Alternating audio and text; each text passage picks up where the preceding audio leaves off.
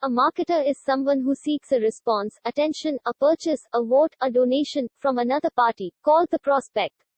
If two parties are seeking to sell something to each other, we call them both marketers.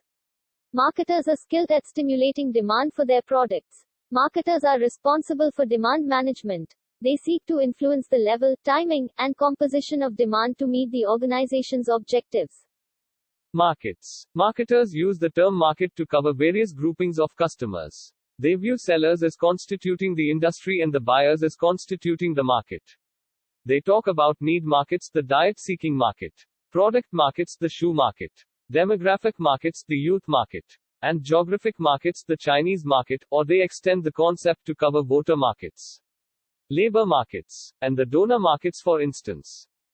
This flow diagram shows the structure of flows in modern exchange economy. Sellers and buyers are connected by four flows. Sellers send goods and services and communications such as ads and direct mail to the market. In return, they receive money and information such as customer attitudes and sales data. The inner loop shows an exchange of money for goods and services. The outer loop shows an exchange of information. Key customer markets. The first is consumer markets. Companies selling mass consumer goods and services such as juices, cosmetics, athletic shoes, and air travel spend a great deal of time establishing a strong brand image by developing a superior product and packaging, ensuring its availability, and backing it with engaging communications and reliable service. Second is business markets. Companies selling business goods and services often face well-informed professional buyers skilled at evaluating competitive offerings. Business buyers buy goods to make or resell a product to others at a profit. Business marketers must demonstrate how their products will help achieve higher revenue or lower costs. Advertising can play a role, but the sales force, the price, and the company's reputation may play a greater one.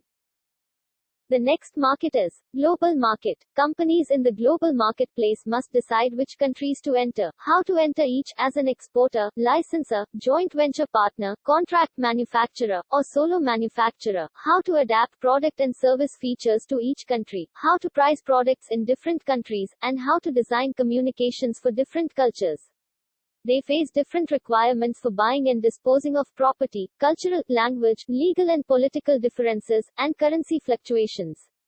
Yet the payoff can be huge. And the last is government and non-profit markets. Companies selling to non-profit organizations with limited purchasing power such as churches, universities, charitable organizations, and government agencies need to price carefully. Lower selling prices affect the features and quality the seller can build into the offering. Much government purchasing calls for bids, and buyers often focus on practical solutions and favor the lowest bid in the absence of extenuating factors. Type of demand. The first of which is negative demand. Negative demand is a type of demand which is created if the product is disliked in general. The product might be beneficial but the customer does not want it. For example, dental work where people don't want problems with their teeth and use preventive measures to avoid the same. Second is unwholesome demand. Unwholesome demand is the other side of negative demand. In unwholesome demand, the customer should not desire the product, yet the customer wants the product badly. Best example of unwholesome demand are cigarettes, alcohol, pirated movies, guns, etc. The next is no demand. Certain products face the challenge of no demand. For example, there is no demand for a foreign language interpreter in a rural area where there might be a low demand or no demand at all. A chain fork is also a product with no demand. Next is latent demand. Latent demand is a demand which the customer realizes later. Thus, while buying the product, he might not desire some features. But later on he might think about those features and buy the product. The best example of latent demand are semi-automatic washing machines versus fully automatic washing machines. Next is declining demand. Declining demand is when demand for a product is declining. For example, when LCD TVs were introduced, the demand for LED TVs went down. Although there was still a demand for the product, the demand was a declining demand. Next is irregular demand. Irregular demand can be demand which is not consistent. Example of irregular demand is seasonal products like umbrellas, air conditioners and woolen garments. These products sell irregularly and sell more during peak season whereas their demand is very low during non-seasons. Full demand. Full demand means that the demand is meeting the supply potential of the company.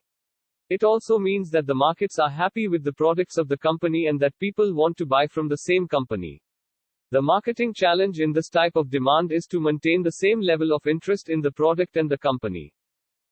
And last is overfull demand. Overfull demands happen when the company's manufacturing capacity is limited but the demand is more than the supply. This can be observed in this unusual time of coronavirus pandemic where the production capacity of sanitizers and masks are limited but the demand is very high.